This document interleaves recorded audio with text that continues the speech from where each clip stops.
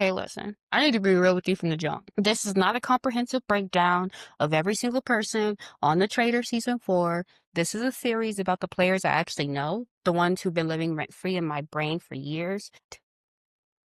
I'm going to be talking about the ones I know, right? The ones where I don't know, I don't know. I'm sorry.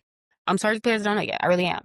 Maybe you'll get your astrological autopsy as the show goes on and I fall in love with you in real time. But right now, I'm going to be doing deep dives on the 10 people I do know from the cast. And today, we're starting with the holy trinity of my personal Traitors obsession. Rob Cesternino, Mauria Higgins, Lisa Rinna. Let me tell you why I'm vibrating at a frequency that only dogs can hear about this. First, Rob fucking Cesternino, okay? He's like this autumn wind that became my comfort person.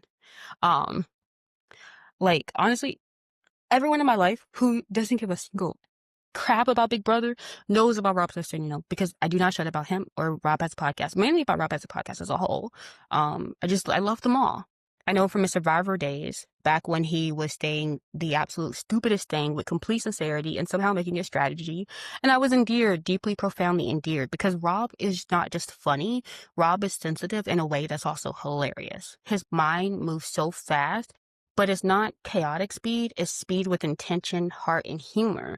He says things that make you laugh, and 3 seconds later, you're like, that was actually pretty insightful. I find myself agreeing with most of his viewpoints. I appreciate the way he works. He narrates reality in a way that feels like he's translating the universe for me in real time. And now I get to watch him in Traitors. I have seriously been anticipating this. I have been ready. Because Rob Cesternino in a game where charm is survival and everyone's lying, that's late Libra at the edge of Scorpio walking into his natural habitat. His sun at 27 degrees Libra means he's autumn air that never stops moving. The scales can't land on a single truth because every perspective feels valid. He's a Libra stellium, Sun, Mercury, Venus, which means his entire identity is built on social calibration, intellectual speed as a survival tool, the desperate need to be liked while simultaneously needing to win.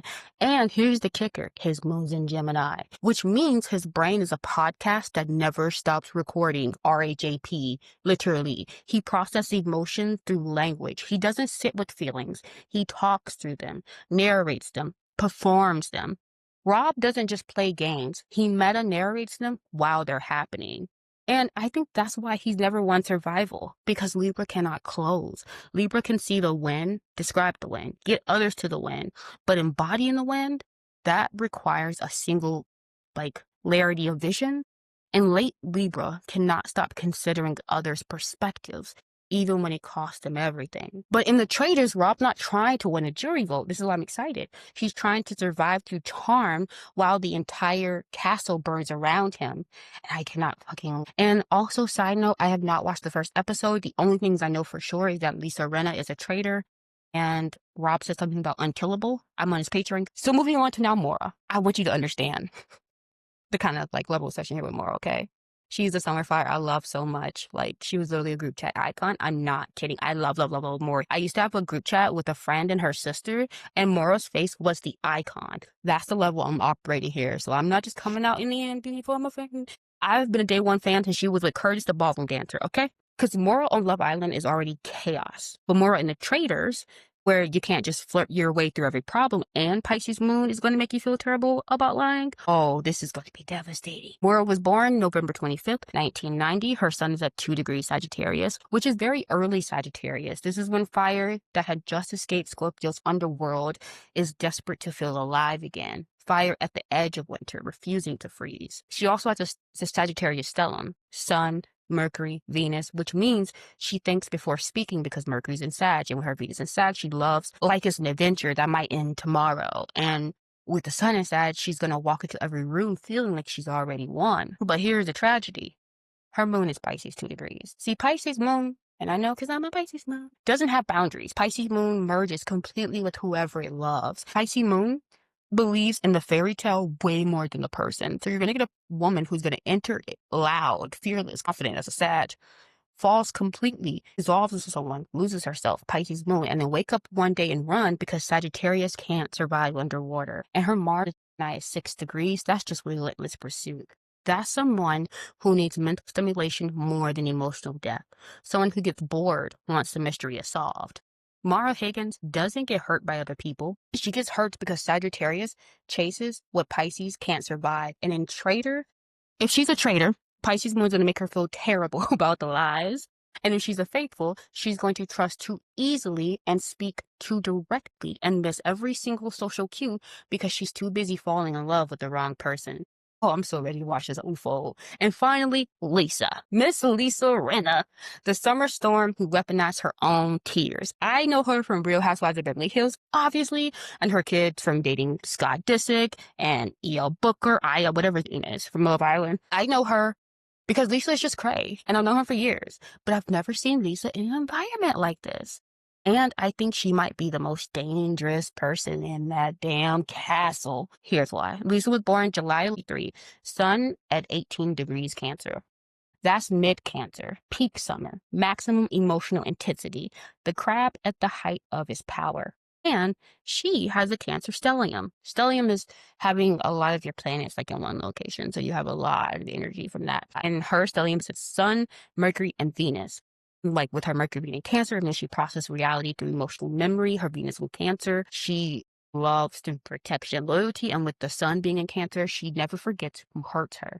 But here's where it gets wild. She has the same moon as Mauria. Her moon's in Pisces at 13 degrees, only one more degree more, same as Mauria. Boundless emotion, absorbs everyone's pain, merges with their own energy. But here's the difference. Lisa's Pisces moon is not paired with the Sagittarius freedom. It's paired with Cancer's fortress. So instead, you get Cancer because it builds walls to protect itself. Pisces floods the walls from within. Cancer remembers every word and every wound. Pisces forgives too easily, and then we regret it. Lisa Rinna performs vulnerability because it's the only way to control the flood. If she cries on camera first, she controls the narrative. If she confesses her pain publicly, no one can weaponize it against her. And her Mars in Virgo, and I'm going to get deeper into this into the actual dive. Her Mars in Virgo is surgical precision. That's someone who doesn't fight emotionally in a moment. She waits until she has all the receipts, and then she dismantles you with the facts while looking concerned for your well-being. Because Lisa can genuinely feel terrible about betraying you with that Pisces moon, and yet still do it with perfect timing with her Mars in Virgo. And then the Cancer stellium is going to make you believe she's protecting you. The Traitors, it doesn't reward pure manipulation as a show. It rewards emotional intelligence, strategically deployed. And that's Lisa's entire chart. So in this episode, we're going to have Rob, the autumn air that narrates the game faster than anyone can play it. Mauria, the summer fire trying to not drown in the winter water. Lisa, the summer water that weaponizes its own softness. Now, I will laugh if, like, I'm getting all into this, and I know Lisa probably won't be gone first because she's a traitor, and they're not going to guess right on the first chance, even though I would really always guess Lisa, because I know Lisa. Lisa sat right there. Her Lisa hairdo, crossed her legs, put her hand on her legs, and said, both hands, because that's her trace, that's her signature stance. And she definitely said, make me a traitor, make me nothing but a traitor. Ooh, make me a traitor. So, you know, it'd be interesting if one of those three are out the very first episode that I'm about to watch. But it's okay. I just wanted to do this genuinely without watching it, and she just start this or whatever. Anyway, 3 people who feel everything, 3 people who learn to perform their way through emotion, 3 people who are about to walk into a game that rewards exactly that. And I get to watch all 3 of them at the same time in the same castle, lying to each other or lying with each other. I am not ready, but I'm so ready. So buckle up, because we're about to go into a deep dive on all 3 of these charts. And by the end, we're going to understand exactly why I've been losing my mind about this cast the second it was excited. Now, let's start with Rob, because if anyone's going to narrate his own destruction, it's going to be me. We need to get precise about what kind of Libra Rob is, okay? So Rob Cesternino, born on October 20th, 1971, with his sun at 27 degrees Libra, which places him at the very end of Libra season, right before the transition into Scorpio. This is not early Libra diplomacy. This is not mid-Libra balance. This is late Libra. The sign at the edge of collapse, trying to hold the scale steady while everything tilts towards winter. See, Libra season occurs during mid-autumn, when daylight and darkness are still in conversation, but the balance is already tipping. So by late Libra, the conversation's almost over, right? The leaves are falling, the air is cold, the light is fading. Late Libra is born into a world that says we tried fairness, now we're entering survival mode. So psychologically, late Libra Libra. What is Libra? Late Libra natives carry like this awareness of imbalance without the power to fix it, the need to be charming because force won't work anymore, intellectual speed as a replacement for emotional safety. Rob didn't enter the world during the peak of autumn's beauty. He entered when beauty was already dying and someone had to narrate the fall. See, Rob doesn't just have a Libra sun. He has a Libra stellium, Sun, Mercury, and Venus. Sun in Libra, deformed through social calibration. Mercury in Libra, mind that processes through comparison, contrast, perspective shifting. Venus in Libra, charm as a survival tool, a likability as a currency. This is not a balanced chart. This is autumn air moving at maximum velocity. Libra governs relationships, perception, the ability to see all sides simultaneously. Rob's chart says that he was built to mediate reality for others, but that also means he never gets to land on a single truth. And I think this is why he never stops talking, because we get into his moon, and his moon's in Gemini. That's critical. Gemini moon processes emotion through language. He doesn't sit with feelings. It talks through them. So while his Libra placements are weighing options and considering fairness and calibrating social dynamics, his Gemini moon was narrating the entire process out loud, which is going to create an internal feedback loop. Because Libra needs to consider every angle, Gemini needs to speak every thought. And the result is Rob Cesternino is a podcast. His brain is literally a podcast that never stops recording. But when you look at his Mars, right? So his Mars is in Aquarius at 10 degrees. Mars is a planet of how you take action, how you assert yourself, how you pursue your goals. Aquarius is a very detached, strategic, intellectualized type of sign, right? And this means that he doesn't act from emotion, he acts from recognizing patterns. And he doesn't fight directly, he reorganizes the system. And he doesn't need to dominate, he needs to outwit. And if you listen to him consistently, you know this is exactly even the way he analyzes the shows. And I'm just so interested to see how he will pair in this environment, in an environment that he's consistently talked on from being on the outside and has had commentary of why didn't you do X and this and X and that. And it'd be very interesting to get his viewpoint as a commentator of his own platform about the way he recognized the patterns and the way he organized the systems and the way he needed to outwit. Because Mars in Aquarius doesn't want power. Mars in Aquarius wants to understand the game better than anyone else and then exploit the inefficiencies, which is very, very Rob Cesternino if you know him. And when you combine this with Libra's social calibration, you get a player who makes you feel safe while restructuring the entire board around you. Another reason why he'd be perfect in Big Brother, but I know he said he'll never play. He won't be long that long. Even though he does all to say that if he can stop having to parent his kids for a little bit, he may go away. I think he's just joking. Anyway, there's a seasonal tension I see in his chart though, of autumn trying not to become. I think that's one of Rob's deepest struggles because late Libra is trying to preserve fairness and beauty, but it's born at the moment when none of these things are longer sustainable. Winter's next, Scorpio's next, and Scorpio doesn't care about charm. So late Libra learns if I can keep everyone laughing and talking, maybe we won't have to enter the code. And I think this is why Rob is a narrator more than a player, because narration keeps the game in autumn. It keeps things light, social, intellectually playful. It delays the descent into Scorpio's ruthlessness, which Rob knows he'd lose in because he'd never be cutthroat enough as Scorpio would. And that's why I think Rob is never won Survivor, because late Libra cannot hold the final position.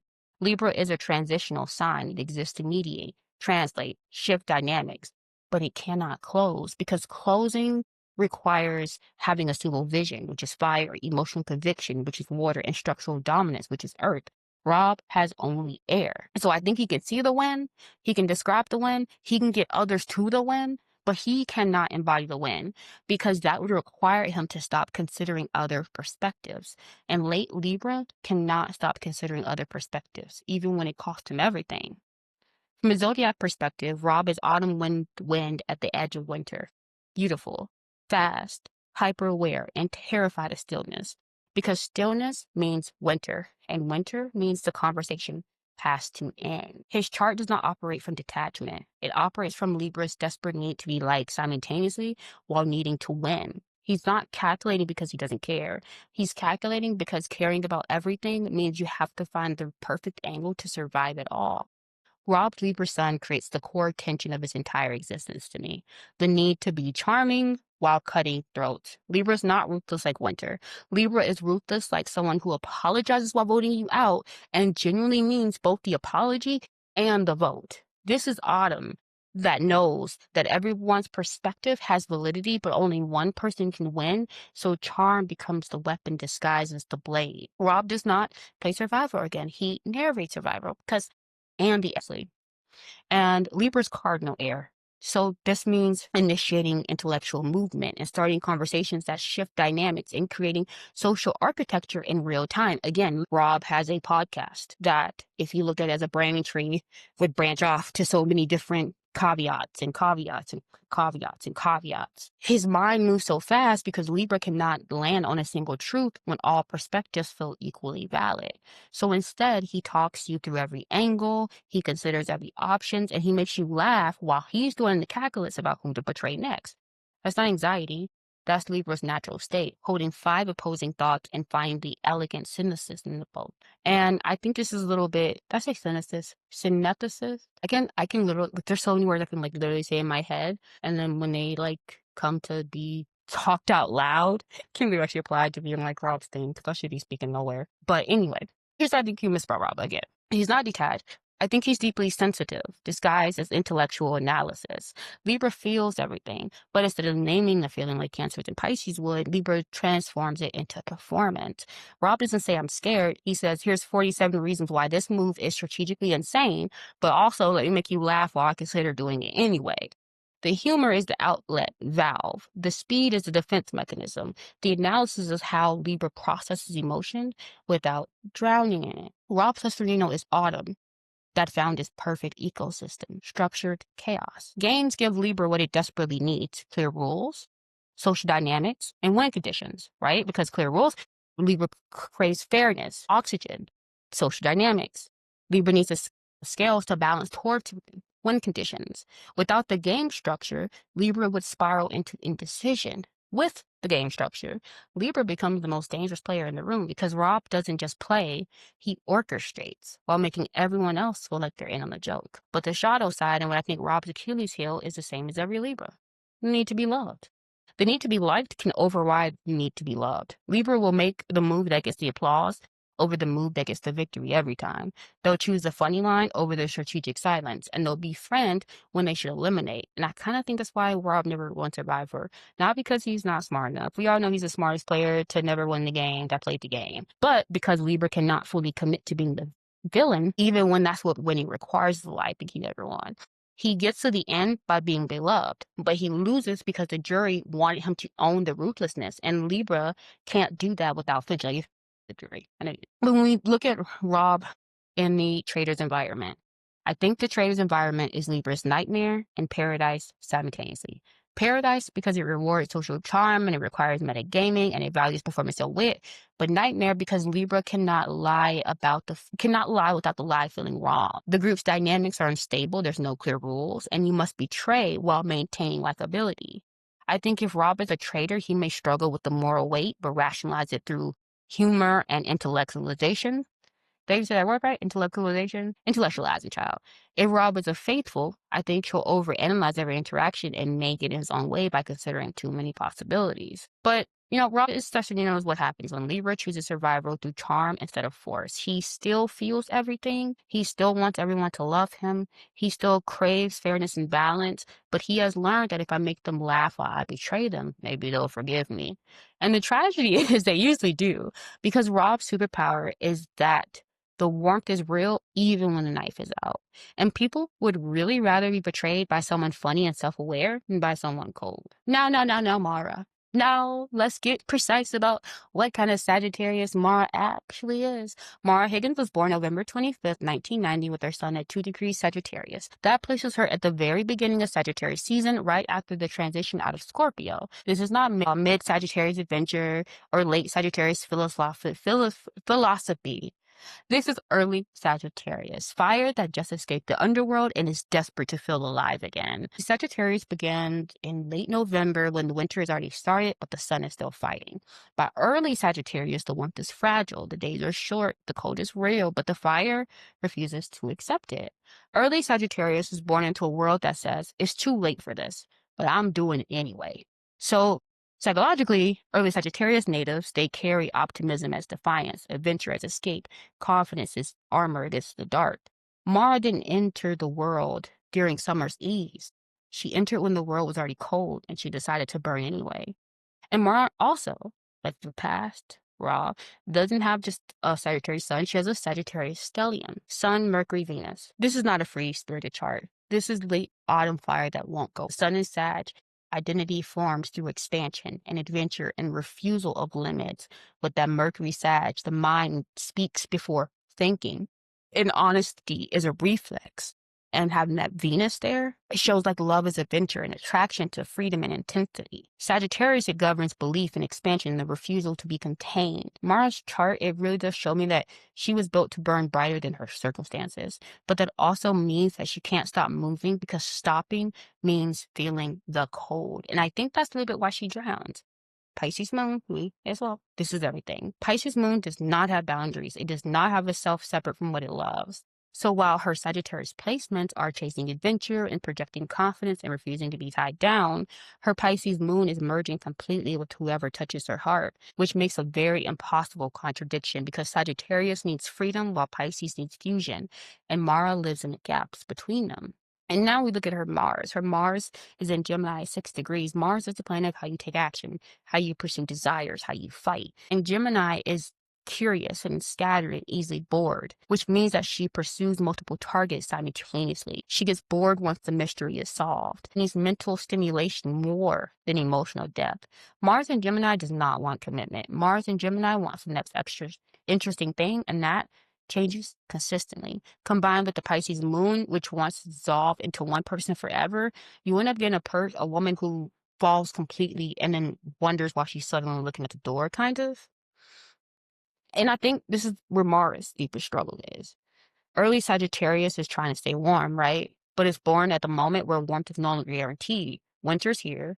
Pisces is the last sign before spring, and Pisces doesn't fight the cold, we surrender to it. So early Sagittarius learns, if I keep moving, I won't freeze, which is why Mara literally cannot sit still, because stillness means feeling. Feeling means Pisces, and Pisces means drowning in everything she's been running from. Mara breaks her own heart when I really think about it. She doesn't get hurt by people. She gets hurt because Sagittarius chases what Pisces can't survive. Sagittarius, it picks the exciting person. Pisces, it tries to turn them into a fairy tale. Sagittarius gets bored. Pisces blames himself for not being enough. Sagittarius leaves. Pisces stays underwater crying, and that's the cycle. And it repeats because early Sagittarius just cannot stop running, even when Pisces is begging to rest. From a zodiac perspective, Mara is fire at the edge of winter, trying to survive by moving faster than the freeze. She's not reckless. She's terrified of stillness, because stillness means she'll have to feel everything Pisces has been absorbing. And I don't think she knows if she can survive that. And see, like, Mauria Higgins is not complicated because she's contradictory. She's complicated because she contains two completely opposing survival strategies in one body. And even when I think about it, because Curtis had some commentary on him and Mara's connection when Curtis was connecting with Elkin Sue. And some of his commentary, I feel like fits into a lot of what I'm saying about her and like the way she feels or the way she reads from her chart. But her chart is what happens when Sagittarius Sun says, I need freedom, adventure, zero emotional weight. And Pisces Moon says, I will dissolve into whoever I love. And that's not cognitive dissonance. That's summer wildfire trying to feel safe in the ocean, which is not going to work. And then her 2-degree sun, I feel like it creates, in Sagittarius, she creates that public persona of the girl who says whatever she's thinking. She literally flirts like it's an Olympic sport.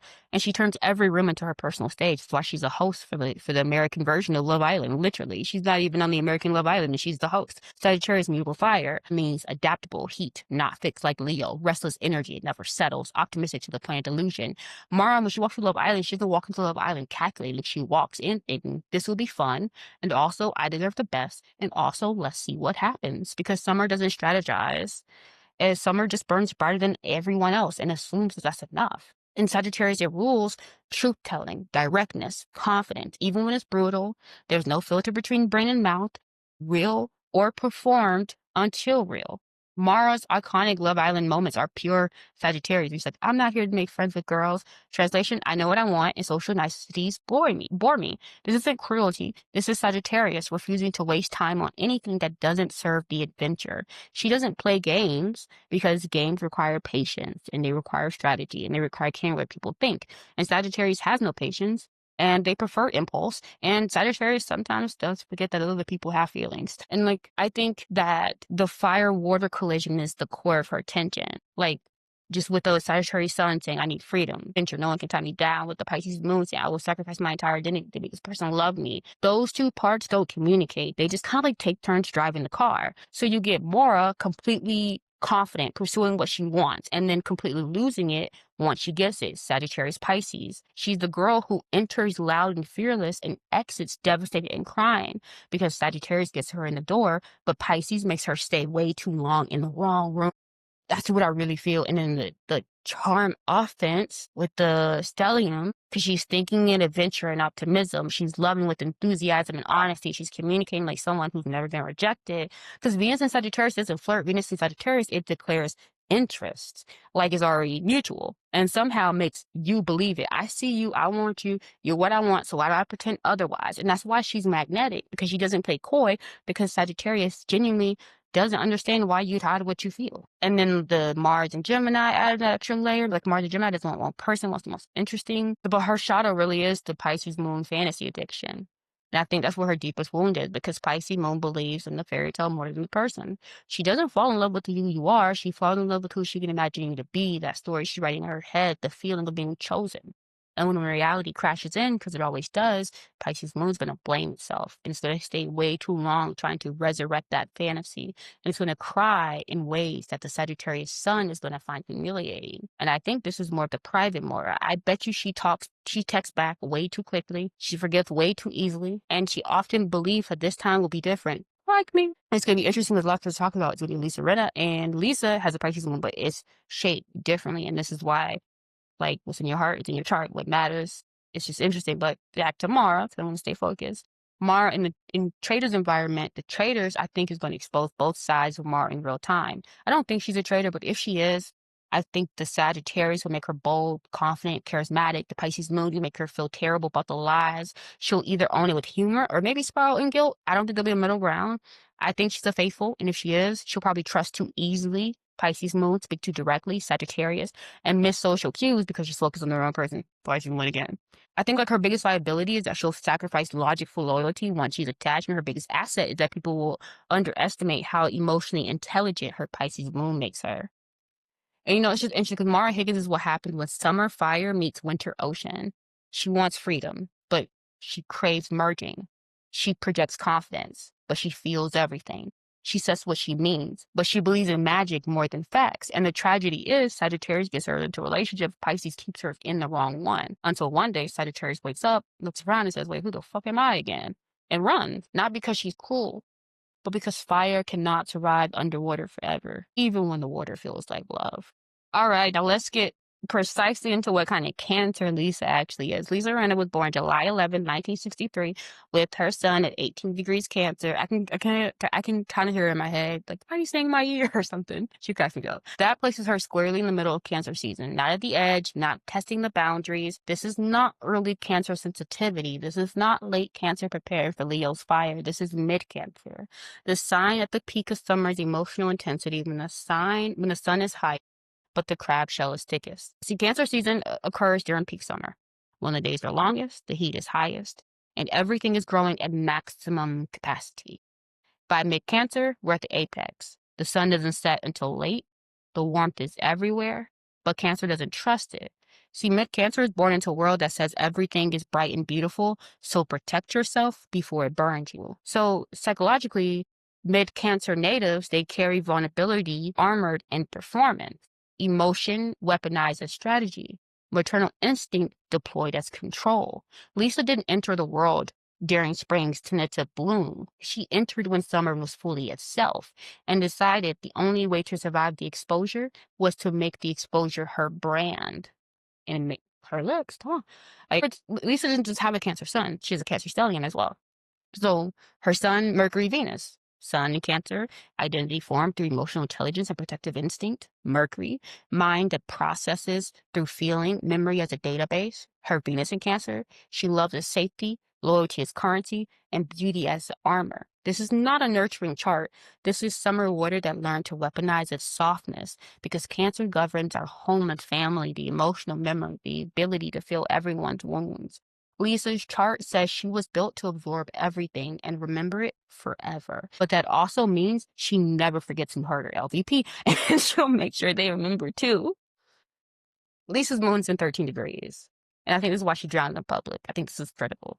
I've said it before more, I'm saying it again with Lisa. Pisces moon is boundaryless emotion. I have it. It doesn't just feel, it merges, it absorbs, it becomes. So while her Cancer placements were protecting herself, building emotional armor, remembering every wound, her Pisces moon was feeling everything everyone else was feeling and losing herself in the process, which is going to create a devastating loop because Cancer builds the walls to protect itself.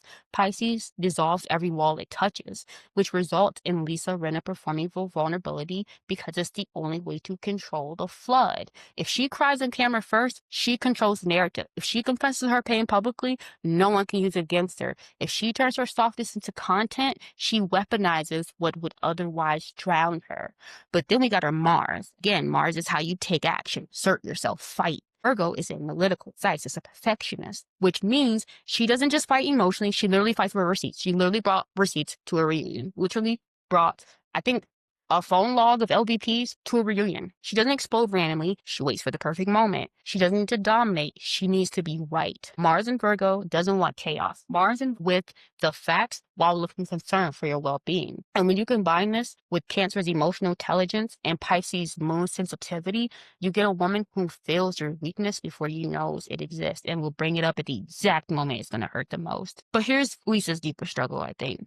Mid-Cancer is trying to stay safe in the brightness, but is born at a time knowing that summer always ends. Winter is coming. Winter is coming. Everything dies. And Cancer remembers every loss like it happened yesterday. So mid-Cancer, it learns that if I perform the pain before it destroys me, I control when it happens. And I think that's why Lisa's so publicly vulnerable. Confessionals, the Instagram grief. Miss Lois. I wish I could have. Like, I wonder if she still sells the lip gloss. I love Lois. That would the reality TV tears. She's not oversharing. She's preemptively controlling the narrative. Because if she doesn't tell her story first, someone else will weaponize it against her. And I know she's a traitor, and I think this is why she's a perfect traitor. Lisa, she has everything required to be a successful traitor because Cancer at its peak knows how to perform safety while planning survival. Cancer's superpower is making you feel protected while they protect themselves first. When you add in Mars and Virgo, it makes it strategic precision. And you add the Pisces moon, it has the ability to cry real tears while lying, which just means that Lisa can feel genuinely terrible while portraying you and do it with perfect timing while making you believe she's protecting you. Pisces moon, Mars and Virgo, Cancer stellium. The Traitors doesn't reward pure manipulation, not as a show. It rewards emotional intelligence strategically deployed. And I think that's Lisa's entire chart. She has a Cancer's Pisces contradiction. And I think that's what makes Lisa so volatile. Because Pisces wants to merge with everything, while Cancer wants to protect itself. These two create impossible tension. Cancer builds the fortress. Pisces floods the fortress from within. Cancer remembers who hurts her. Pisces forgives too easily, then regrets it. Cancer performs strength. Pisces feels too deeply to ever be truly strong. So you get Lisa who feuds for years, Cancer memory, then suddenly reconciles, Pisces compassion, then brings the original wound up again. Cancer never forgets, like she did with Garcelle. This isn't strategic inconsistency. I would love to see Garcelle play the game, actually. I would love to see Kyle Richards play the game, actually, too. This is a strategic inconsistency. This is two seasons fighting for dominance in one body. And, let's talk about her lips, because everyone talks about Lisa Rinna's lips. I asked my stepdad if he knew who she was, and that's the first thing he remembered. Her lips. I think this is a physical choice because astrologically, I think they're Cancer armor. Cancer rules the face, the chest, the parts of the body that express vulnerability. Lisa took the thing that Cancer fears the most, being seen as soft, and she turned it into her brand. The lips say, I'm aware of what you're looking at. I did it on purpose. You can't hurt me with it because I claimed it first, which is textbook Cancer strategy. Take your wound, make it your weapon. From a zodiac season perspective, Lisa is midsummer water at its peak, warm, bright, emotionally intelligent, and terrified of being forgotten. Because summer always ends, and Cancer remembers what it felt like to be cold. So she performs, protects, produces content, anything to make sure that when winter comes, people will still remember her name. And she has a lot of interesting parts of her chart. Her Cancer Sun at 18 degrees, it creates her public persona of the woman who cries on command, weaponized vulnerability, turns family trauma into content. Cancer's cardinal water, and that means initiating emotion. It's not passive like Pisces. Protective instinct, shell before softness, memory-based reality. Nothing's ever forgotten. Lisa doesn't walk into the housewives calculating in the Rob Cesternino sense. She walks in thinking, if I can control the story of my pain, no one can use it to destroy me. Summer doesn't hide us with warmth. Summer weaponizes with brightness, so you can't see the fortress underneath. And that's the Cancer superpower. Emotional memory as a database. Lisa, her like iconic RHOB moments of pure Cancer. Own it, baby. Basically, I'm going to force you to confess what I already know, and I'll make it look like I'm helping you. This isn't cruelty. This is Cancer refusing to be the only one exposed in a room full of people, pretending they're not wounded. She doesn't weaponize information because she's calculating. That's kind of Libra. She weaponizes it because Cancer cannot feel safe while everyone else is still hiding. Because it rules the home and family, emotional intelligence, and memory. Like the places where wounds are formed are your home and family. Reading the room as survival tool is emotional intelligence. Nothing is ever truly forgotten, only archived. Her memory, her emotional memory is her database, and that's her Cancer superpowers. But like homegirl, Amara, this is where it gets devastating because her moon is at Pisces at 30 degrees. The moon is your emotional home. Pisces is boundaryless, compassion, martyr prone, self-sacrificing. We absorb pain like a sponge, even when it's not ours. So beneath the Cancer armor is a woman who feels everyone's pains as her own. She'll cry real tears even when she's performing, and she probably can't separate her emotions from everyone else. It's just moon, we don't have defenses. Pisces moon becomes whatever emotional frequency is strongest in the room, and then suffers when it realizes it's lost itself again. She has a water-water collision, and I think that's her core tension. Because Cancer Sun's going to say, put yourself, remember who hurt you, build the shell, right? Pisces moon is going to say, dissolve it to everyone, feel everything, forgive. Those two parts don't communicate. They just flood each other in waves. So you get Lisa, who feeds publicly for years with her Cancer memory while feeling terrible about it with her Pisces guilt, but she can't stop because stopping means being vulnerable with her Cancer armor. So she's the woman who attacks with precision, then cries real tears about it, and then does it again because she doesn't feel safe otherwise. Because Cancer builds walls to survive, but Pisces drown inside the walls it built. And her stellium creates a loyalty trap that Mercury, Venus, are both in Cancer, which just basically means that like she thinks in terms of family and loyalty, emotional safety. She loves to protection. Venus in Cancer, it doesn't love casually. Venus in Cancer decides your family and expects you to behave like family forever. Mercury in Cancer doesn't argue logically. Mercury in Cancer says, I remember what you said 3 years ago, and here how is it contradicts everything you're saying now. And I think that's why Lisa is both fiercely loyal and ruthlessly vindictive. She doesn't betray you easily, but once you're out, you're archived as a threat forever. And like her shadow, I think, is a Pisces moon performance spiral. Because Pisces moon cannot tell the difference between feeling something and performing it. She doesn't fake cry in Housewives. She cries because Pisces moon feels everything. Cancer sun needs to control the narrative. Mars at Virgo knows exactly when the tears will land. So the tears are real and strategic simultaneously. I think the private Lisa is the one who posts about her mother's death on Instagram because Pisces needs witnesses to grief. I understand that. She turns family trauma to QVC confessionals because Cancer needs to control the story and performs vulnerability so perfectly that she can't tell when it stops being performance. And the Traitors, I think, is going to activate both sides of Lisa at maximum intensity. As a traitor, her Cancer side will make her protective of her fellow traitors because they're going to be family now. Her Pisces moon's going to make her feel genuinely terrible, unless they suck. Like, she be like, they need to go. But the one she like ex-nays the other traitor out with is going to be like her family. And the one she probably brings in herself would probably also be. But Pisces moon will make her feel genuinely terrible about every murder. Like she's going to probably feel like some type of way about like taking an opportunity away from somebody or something. And her Mars and Virgo will make her execute with perfect timing anyway. And she'll cry real tears while lying because Pisces moon doesn't know the difference. And I think her biggest asset is that people underestimate just how much emotional intelligence Cancer and Pisces actually has. She doesn't just read the room. She absorbs the room, entire emotional frequency, and mirrors it back to you with safety. But her biggest liability is she's going to perform vulnerability so well that she'll start believing her own performance and get caught in the contradiction. Because deepest truth, the Lisa Rinna is what happens when summer builds a fortress to protect the ocean inside it.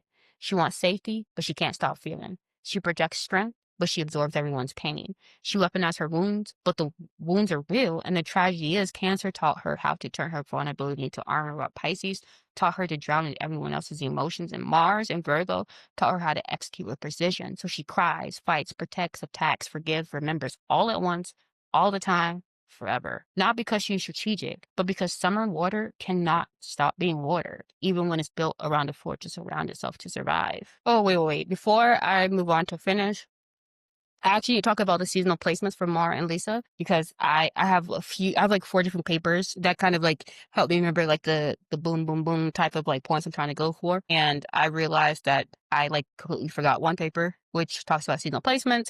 So I forgot it for Mara and Lisa. So come back in editing. So Mara is 2 degrees Sagittarius, which is early winter fire. Fire in winter is fire that should not exist, basically. Fire that's burning when everything else around it is dying. Fire that's keeping itself alive through sheer force of will while the temperature drops and the days get shorter and the world says it's time to go inward now. But Sagittarius is not about to do that, okay? Early Sagittarius fire is fire that just escaped Scorpio's death grip. It just survived the underworld, the emotional reckoning, the transformation, and now it's desperate to feel alive again. It needs movement, venture, expansion. It needs to believe that life is still full of possibility, even though winter is literally here. And I think that's Mora. She walks into every room like a summer, like the world is wide open, like there's no consequences to burning this bright, this fast. But she's winter fire, which means she has to work twice as hard to stay warm. And she's always at risk of being extinguished by the cold around her and that she cannot slow down because slowing down means freezing. Fire in water doesn't get to rest. It either burns or it dies. And when you pair that with Pisces moon, water that wants to merge, dissolve, surrender, you're going to get someone that's going to be consistently caught between the fire that says run, move, don't stop, and the water that says stay, feel, let go. Sagittarius wants freedom, Pisces wants union. And neither of them can win because fire cannot survive the heat. So Mara burns out over and over because winter fire doesn't know how to pace itself. It just knows how to feel everything at maximum intensity until there's nothing left. Fire in winter trying to survive a game that rewards slow, cold strategy. And then we have Lisa, that is 18 degrees Cancer. That's midsummer water. And I need you to understand what summer water actually is, because I think people will probably think that water in summer is soft and gentle, like a cool lake on a hot day. But that's not what Cancer is. Cancer is tidal. Cancer is the ocean at peak emotional intensity. Cancer is water that's warm enough to feel safe, but deep enough to drown if you're not careful. Midsummer Cancer is water at the height of its power. The moon pulling is hardest. The tides are strongest. Everything is feeling more because the sun is directly overhead and there's nowhere to hide. And Lisa doesn't do subtle emotions. She does floods. She does emotional memory that hits you like a wave you didn't see coming. She does vulnerability as performance, not because it's fake, but because summer water knows how to use its own depth strategically. But here's what makes summer water dangerous. Winter water, like Pisces, right, it merges. It has no bound, it absorbs everything.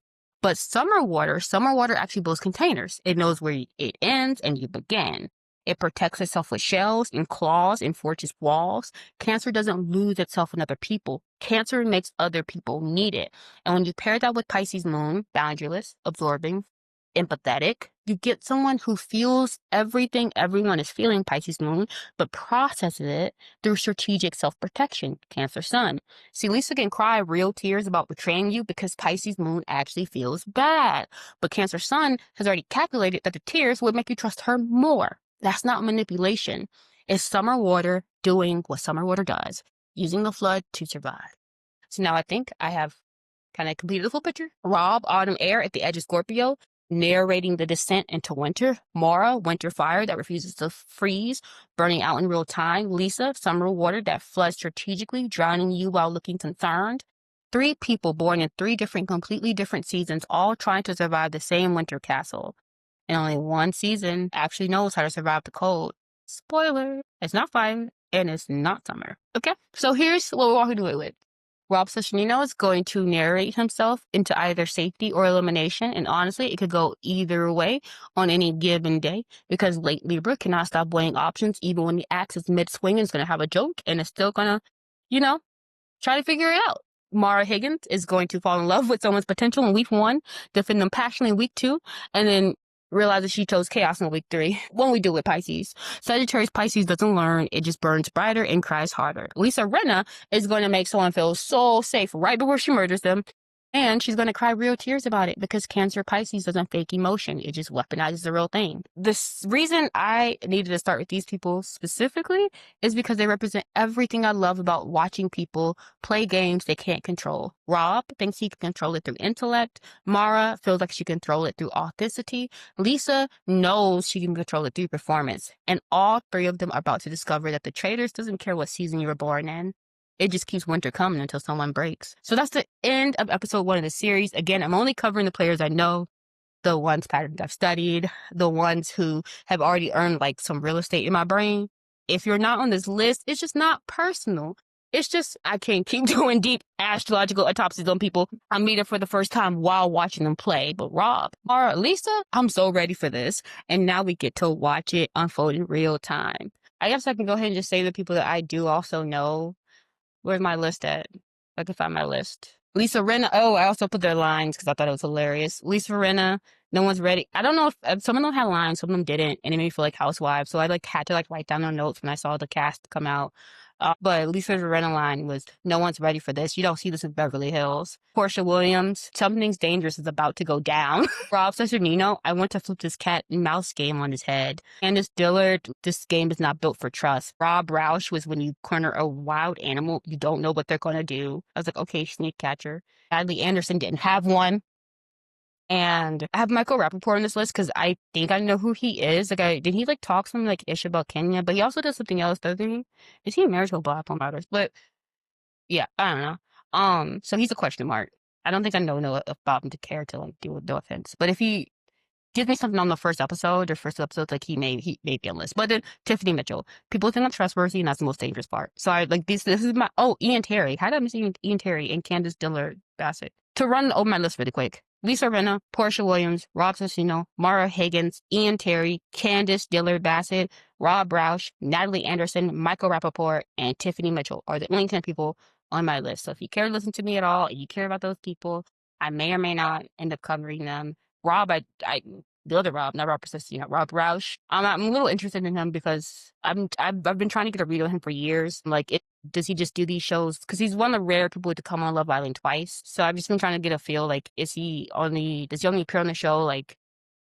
Is he actually looking for a relationship or is he just looking for money? Because I don't think he's looking for fame. I think he's looking for money. But he's just a very hard person to read when I'm watching the show with motivation actually is. Yeah, so I'm excited. I'm about to go watch the first episode of Traitors and see if Rob's already narrated himself into a corner, if Mara's already attached to the wrong person, and see if Lisa's already crying strategically. But here's one thing I know for sure. Autumn air, summer fire, and summer water cannot coexist peacefully.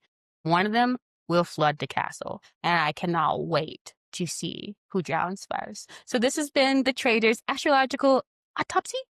Thanks for letting me be completely unhinged about birth charts and reality TV, and maybe I'll see you next time. That sounded very